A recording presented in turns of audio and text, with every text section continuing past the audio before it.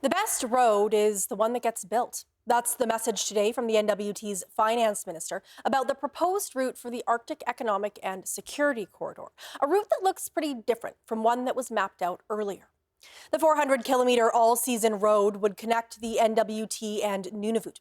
The Yellowknife's Dene First Nation and Clichon government decided on a corridor in the N.W.T where that new road should be built. This route is further west from previous plans by the territorial government to build through a large, resource-rich area of the territory. But according to the N.W.T government, that doesn't mean it'll provide fewer benefits.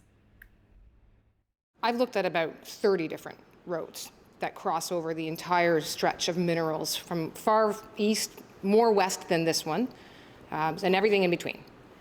And when we paused what was then the Lockhart All-Season Road about a year or so ago, it was at the request of these two nations coming forward and saying, let us find a path that's actually going to get a road. The best road, the most economical road, the most prosperous road is going to be the road that gets built. And that means we have to find a path that balances all of the mineralogy in that whole region, which is quite wide, against a core value of the North, which is land stewardship, and that includes caribou. So I would say we're starting now from a path where we have a proposed corridor being put forward by two nations that they're saying they get behind and can support, that's running through this region that is vastly underexplored, underserviced, underutilized, and it's going to be the foundation for finding a road that actually gets built. And so in that sense, there's not any sacrifices, actually. We're in a better place than we've ever been to get this moving forward. Meanwhile, an expert on the Arctic says the national economic significance of this corridor is uncertain. Ken Coates says there's a lot of potential, but Canada isn't very good at opening up northern regions.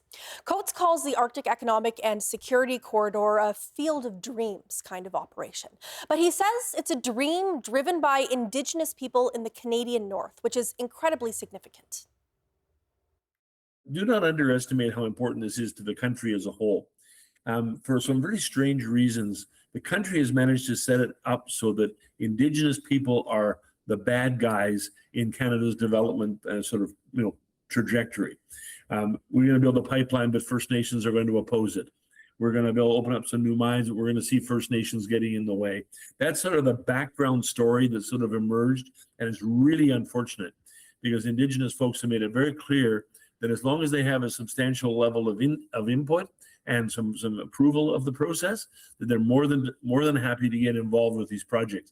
This is actually the first major example of that coming forward, where you actually have a public government, the Northwest Territories, Indigenous groups, the Clicho and others along that corridor, essentially saying, this is what we want on our territory. We're prepared to see it go ahead, subject to all the other sort of more detailed studies.